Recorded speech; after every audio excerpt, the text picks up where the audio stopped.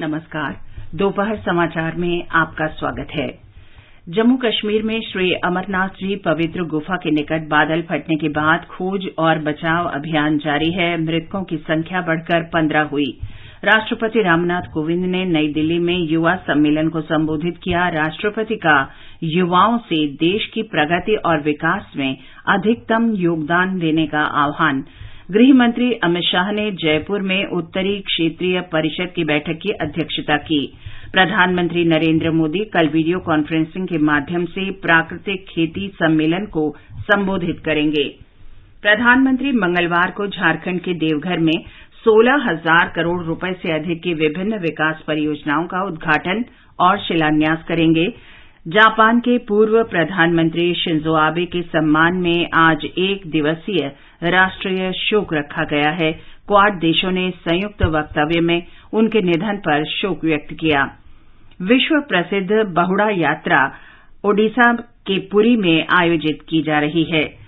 Cricket में भारत आज शाम बर्मिंघम में 3 मैचों की श्रृंखला के दूसरे T20 अंतर्राष्ट्रीय मैच में इंग्लैंड से खेलेगा और विंबलडन में महिला फाइनल में ओन्स जबूर और एलेना रिबाकीना के बीच मुकाबला होगा। पुरुष फाइनल में कल नोवाक जोकोविच और निक किर्गियोस के बीच मैच खेला जाएगा। दोपहर समाचार में नीलम मलकानिया के साथ मैं चंद्रिका जोशी। केंद्र शासित प्रदेश जम्मू कश्मीर में श्री अमरनाथ जी पवित्र गुफा के निकट बादल फटने के बाद व्यापक तलाश और बचाव अभियान में जम्मू कश्मीर पुलिस, राष्ट्रीय आपदा राहत बल, भारत तिब्बत सीमा पुलिस और सैन्य बल जुटे हुए हैं। कल शाम बादल फटने के बाद श्री अमरनाथ जी पवित्र गुफा के निकट बाढ़ के कारण पानी भर गया था। ऊंची पहाड़ियों पर तेज वर्षा के बाद ऊंचाई और पवित्र गुफा के आसपास से पानी आ गया था। बादल फटने की घटना में मरने वालों की संख्या बढ़कर 15 हो गई है। मृतकों में 7 पुरुष और 6 महिलाएं हैं, जबकि अन्य 2 शवों की पहचान की जानी अभी बाकी है। इस घटना में लगभग 65 लोग घायल हुए हैं। मलबे से जीवित बचाए गए 2 लोगों का अस्पताल में उपचार चल रहा है। बादल फटने के मद्देनजर पहलगाम और बालतल दोनों स्थानों से यात्रा अस्थायी रूप से स्थगित कर दी गई है। बादल फटने की घटना को देखते हुए कश्मीर में स्वास्थ्य सेवाओं के निदेशालय ने अपने कर्मचारियों के अवकाश रद्द कर दिए हैं और कर्मचारियों को तुरंत ड्यूटी पर उपस्थित होने के निर्देश दिए हैं। इसके अतिरिक्त सभी कार्यालयों को निर्देश दिया गया है कि वे अपने फोन पर बने रहें। दक्षिण कश्मीर के पुलवामा, कुलगाम, शोपियां और अनंतनाग जिले के मुख्य चिकित्सा अधिकारियों को पहलगाम में दवाओं और अन्य उपकरणों के साथ डॉक्टरों तथा अर्ध चिकित्सा कर्मचारी भेजने के निर्देश दिए गए हैं। इसके अतिरिक्त उत्तर मध्य कश्मीर के मुख्य चिकित्सा अधिकारियों को बालतल में दवाओं और किट के साथ और डॉक्टरों तथा अर्ध चिकित्सा कर्मचारी भेजने के निर्देश दिए गए हैं। राष्ट्रपति रामनाथ कोविंद ने कहा है कि वर्ष 2030 तक भारत विश्व की सबसे अधिक युवा जनसंख्या वाले देशों में सबसे आगे होगा। संयुक्त राष्ट्र जनसंख्या कोष की रिपोर्ट का हवाला देते हुए श्री कोविंद ने कहा कि युवाओं को देश की प्रगति और विकास में अधिकतम योगदान करना चाहिए। नई दिल्ली में आयोजित युवा सम्मेलन को संबोधित करते हुए राष्ट्रपति ने इस बात पर प्रसन्नता व्यक्त की कि भारत के युवा विश्व में नई पहचान बना रहे हैं।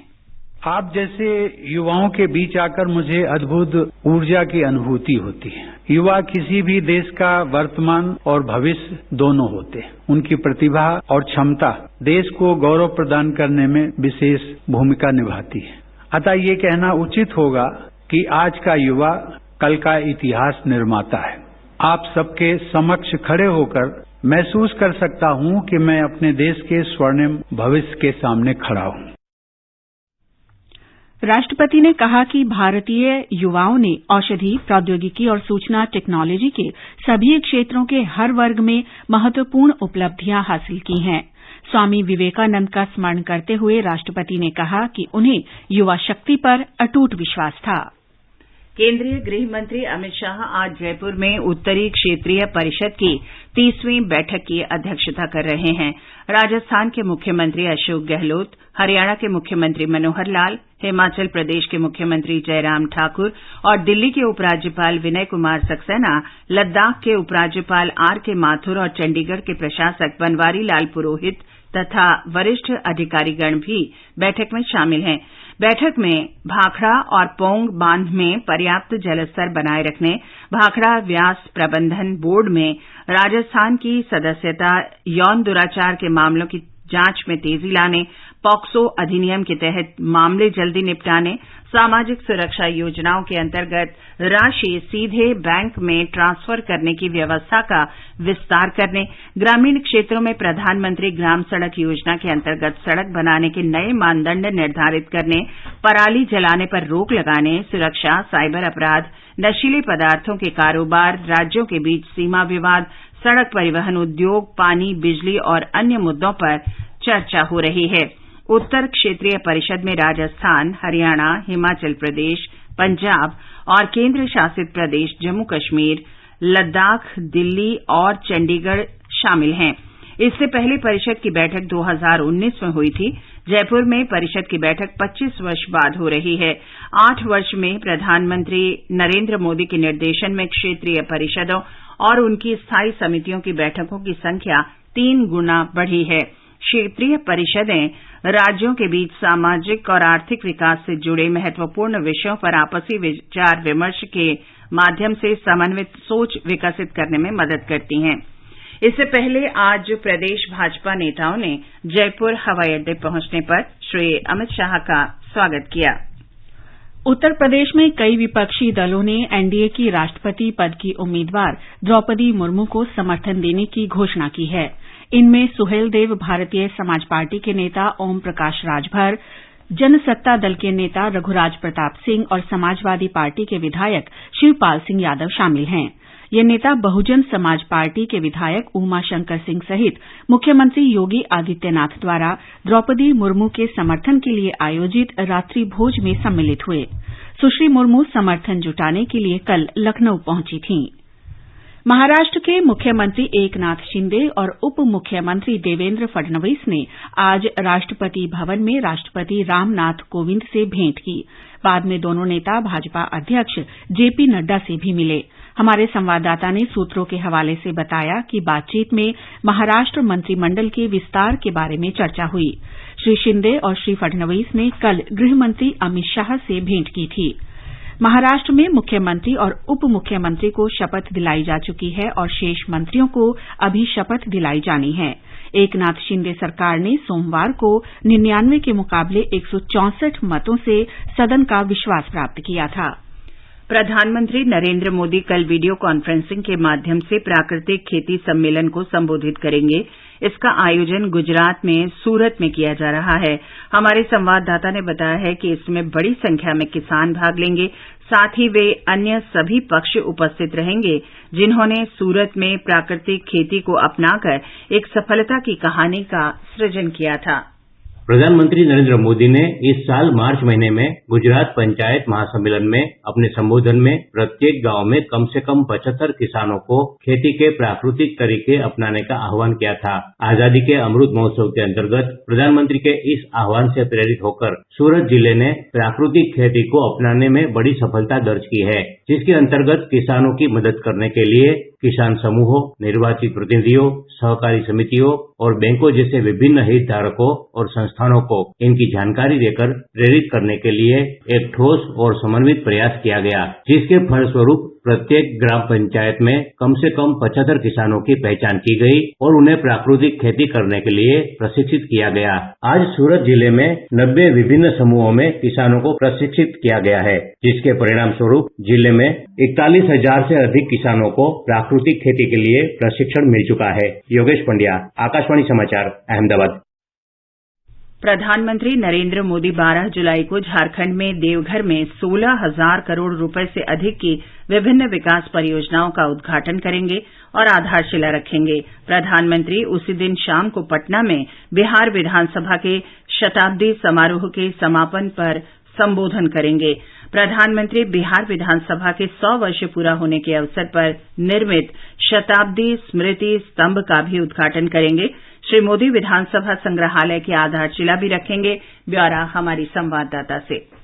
प्रधानमंत्री नरेंद्र मोदी 12 जुलाई को झारखंड के देवघर में नवनिर्मित अंतर्राष्ट्रीय हवाई अड्डे का उद्घाटन करेंगे। 638 एकड़ भूमि में फैले 400 करोड़ रुपए से अधिक की लागत से निर्मित यह अंतर्राष्ट्रीय हवाई अड्डा देवघर आने वाले भक्तों और पर्यटकों के लिए बाबा बैद्यनाथ धाम मंदिर तक की सीधी उड़ान सेवा प्रदान करेगा। प्रधानमंत्री देवघर में नवनिर्मित 250 बिस्तरों वाले एम्स अस्पताल का भी उद्घाटन करेंगे। प्रधानमंत्री बाबा बैद्यनाथ धाम मंदिर में भी पूजा अर्चना करेंगे और बाद में देवघर कॉलेज मैदान में एक जनसभा को संबोधित करेंगे। शिल्पी, आकाशवाणी समाचार, रांची। ये समाचार हमारी वेबसाइट newsonair.com/hindi और हमारे mobile app news on AIR पर भी उपलब्ध हैं। सुनो ना। हाँ? सोच रहा हूँ अपना बिजनेस क्यों न बढ़ा लूं। तो रोका किसने है? हाँ? रोका तो किसी ने नहीं, पर समझ नहीं आ रहा कि मदद किससे मांगूं। मुझसे। तुमसे? तो अच्छा बताओ फिर। आकाशवाणी है ना, मैंने सुना है उसका नेटवर्क देश भर में फैला है। पर उससे मेरा क्या फायदा? देखो, फायदा है। जिस शहर में चाहो विज्ञापन की मदद से उपभोक्ताओं तक पहुंच जाओ। पर अब ये भी तो बता दो कि आकाशवाणी से संपर्क कैसे करूं? बहुत आसान है, मैं बताती हूँ। नंबर नोट करो, 870-001-4242। 870-001-4242। लो अभी फोन लगाता हूँ 870-001-4242 पर।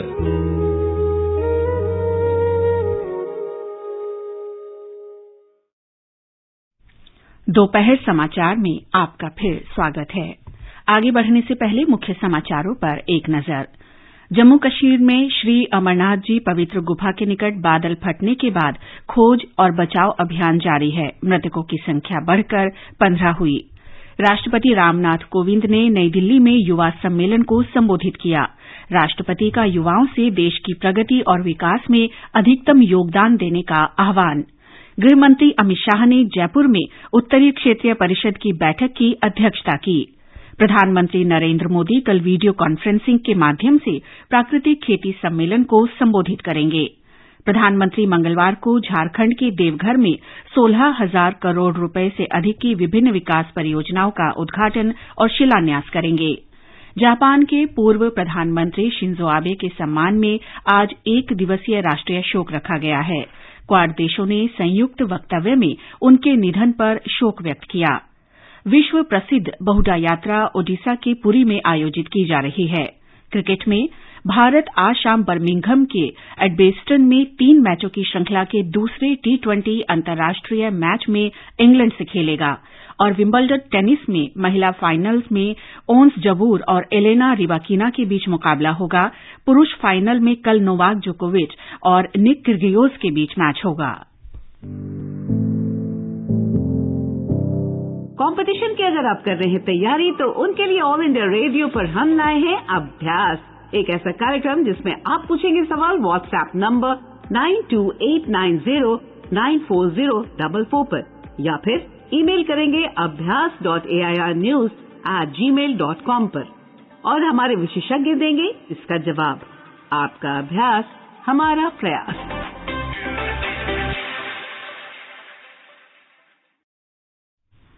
जापान के पूर्व प्रधानमंत्री शिंजो आबे के सम्मान में आज भारत में 1 दिन का राष्ट्रीय शोक रखा गया है।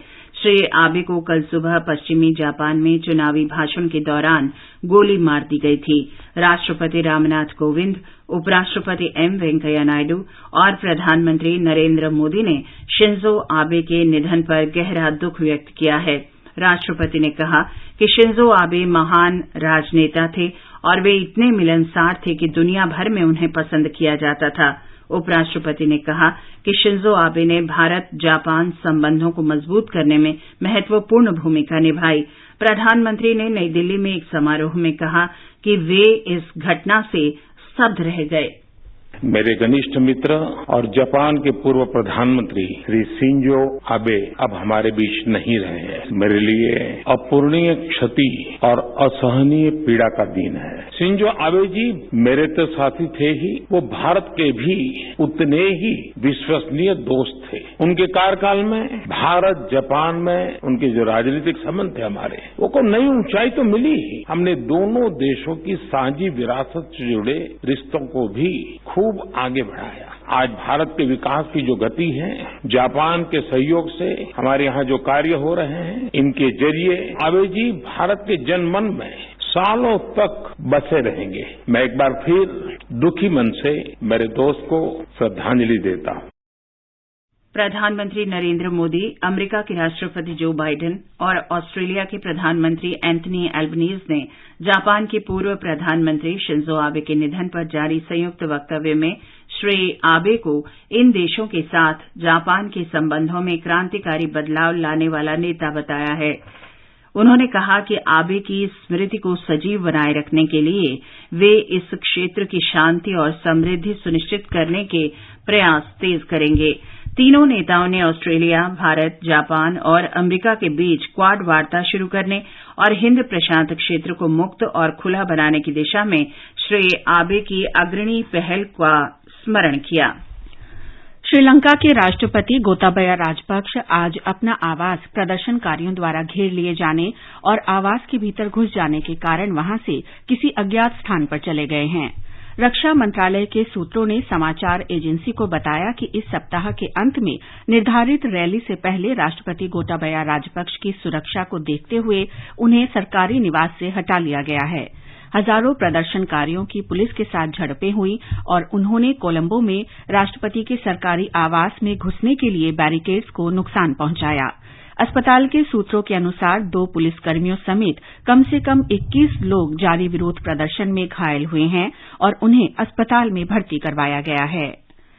ओडिशा में विश्व प्रसिद्ध बहुडा यात्रा या वापसी रथ यात्रा आज पवित्र शहर पुरी में आयोजित की जा रही है।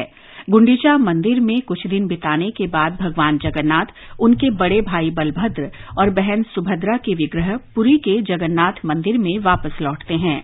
भगवान जगन्नाथ, बलभद्र और सुभद्रा के 3 रथ तैयार हैं और सैकड़ों श्रद्धालु इन रथों में अपने इष्ट देवताओं को वापस लाने की प्रतीक्षा कर रहे हैं।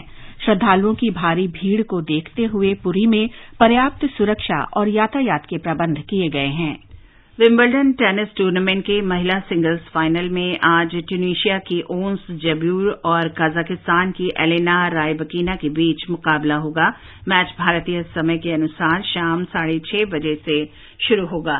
पुरुषों के सिंगल्स फाइनल में कल सर्वोच्च वरीयता प्राप्त नोवाक जोकोविच का मुकाबला ऑस्ट्रेलिया के किर्गियोस से होगा। राफेल नाडाल के चोट के कारण प्रतियोगिता से हट जाने के बाद किर्गियोस फाइनल में पहुंचे थे।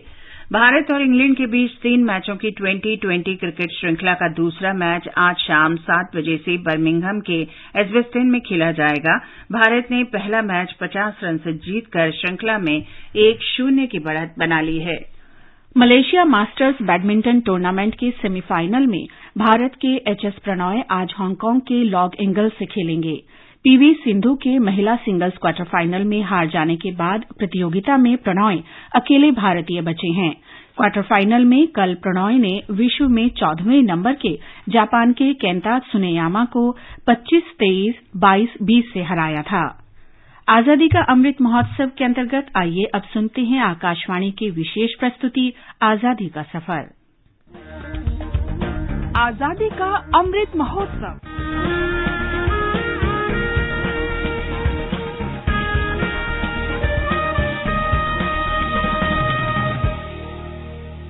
आजादी का सफर आकाशवाणी के संग भारत का गौरवशाली स्वतंत्रता संघर्ष आधुनिक विश्व के महानतम स्वाधीनता संघर्षों में शामिल है। आकाशवाणी से हम प्रत्येक दिन प्रस्तुत कर रहे हैं इस संघर्ष की एक झलक।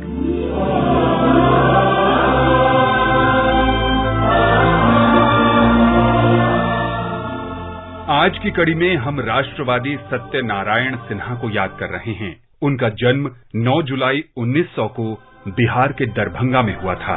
सिन्हा भारत के स्वतंत्रता संग्राम में शामिल थे और 1924 में भारतीय राष्ट्रीय कांग्रेस पार्टी के सदस्य बने। मेरे भारत के कंठहार, तुझको शत शत वंदन बिहार।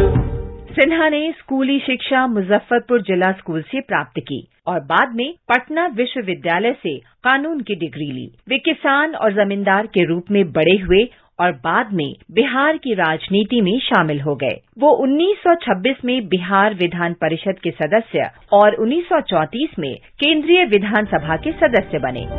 बापू की है कर्मभूमि, धरती का नंदन वन बिहार। सिन्हा को बिहार से संविधान सभा के लिए चुना गया था। वो पहली 3 लोकसभाओं के लिए चुने गए और लोकसभा में कार्यकाल के दौरान उन्होंने संसदीय कार्य तथा सूचना और प्रसारण मंत्री और संसदीय कार्य और संचार मंत्रालय सहित कई विभाग संभाले। वे 1971 और 1977 के बीच मध्य प्रदेश के राज्यपाल नियुक्त किए गए। 26 जुलाई 1983 को उनकी मृत्यु हो गई। इस महान भारतीय को नमन।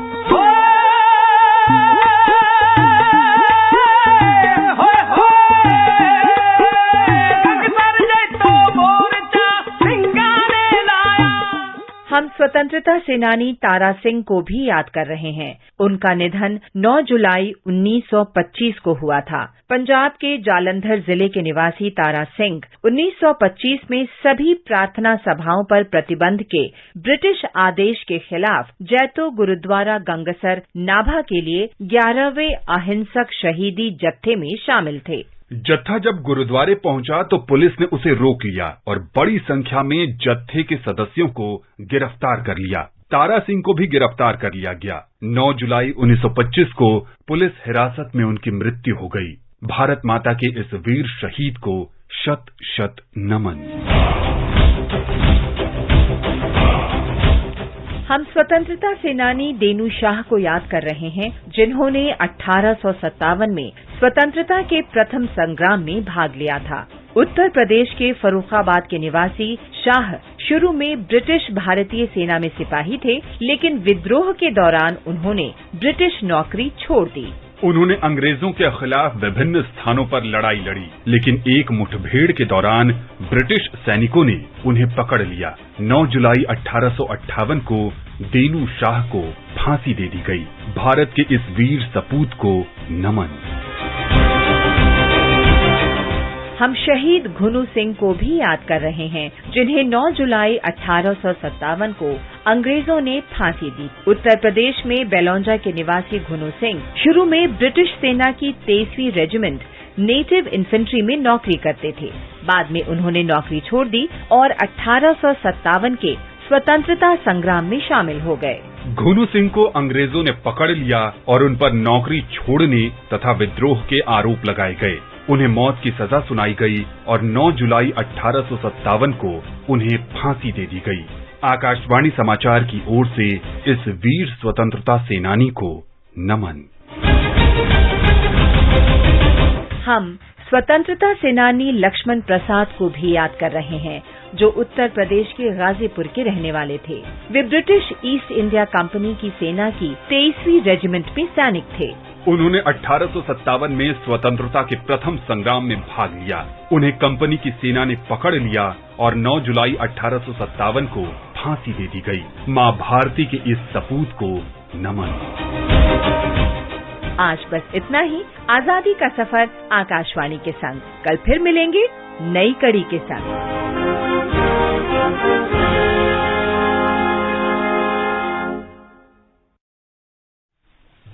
और अब प्रस्तुत है संस्कृति संदेश। ये समर्पित है मशहूर फिल्म अभिनेता, निर्माता, निर्देशक और पटकथा लेखक गुरुदत्त को।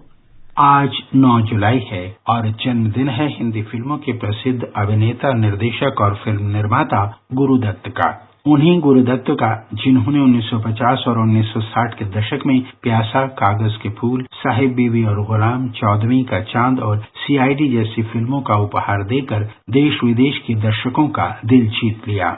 यही नहीं बल्कि उनकी बनाई प्यासा और कागज के फूल फिल्मों को टाइम पत्रिका की 100 सर्वश्रेष्ठ फिल्मों की सूची में शामिल किया गया। गुरुदत्त का वास्तविक नाम बसंत कुमार शिवशंकर पादुकोणे था और उनका जन्म 9 जुलाई 1925 को बेंगलुरु में हुआ था।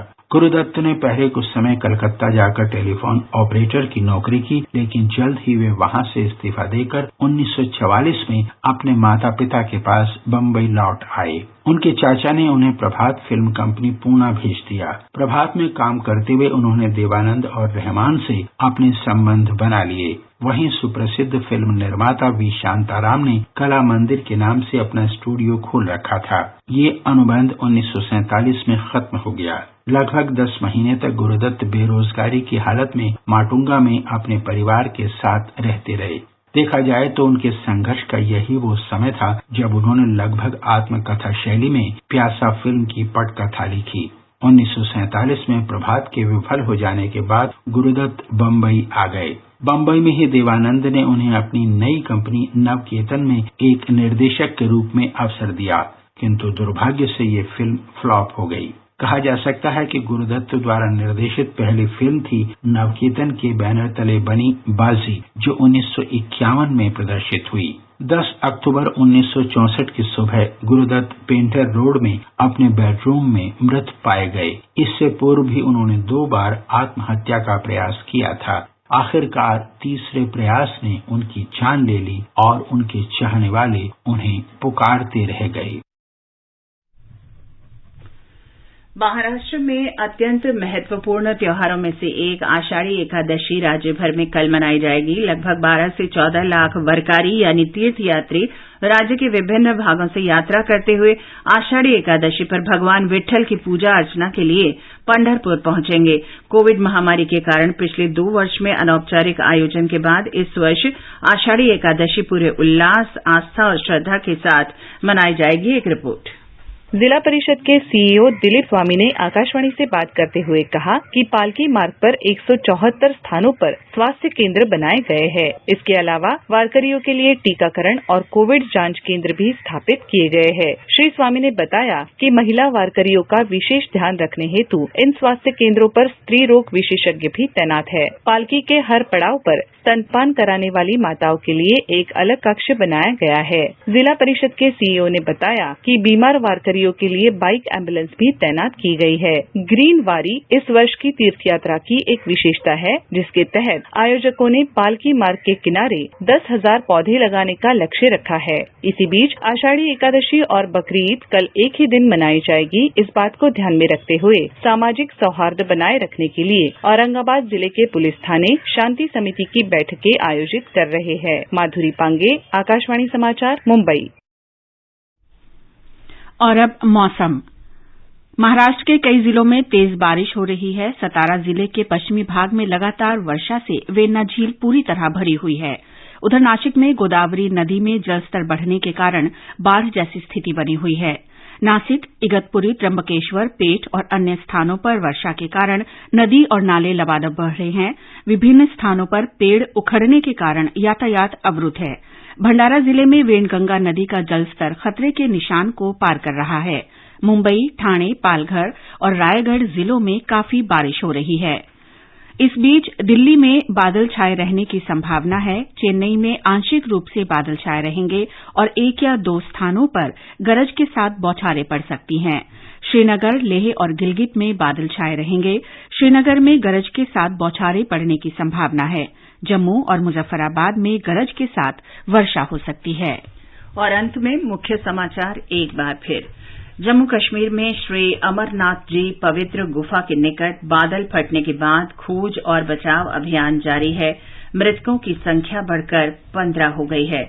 राष्ट्रपति रामनाथ कोविंद ने नई दिल्ली में युवा सम्मेलन को संबोधित किया। राष्ट्रपति का युवाओं से देश की प्रगति और विकास में अधिकतम योगदान देने का आह्वान। गृह मंत्री अमित शाह ने जयपुर में उत्तरी क्षेत्रीय परिषद की बैठक की अध्यक्षता की। प्रधानमंत्री नरेंद्र मोदी कल वीडियो कॉन्फ्रेंसिंग के माध्यम से प्राकृतिक खेती सम्मेलन को संबोधित करेंगे।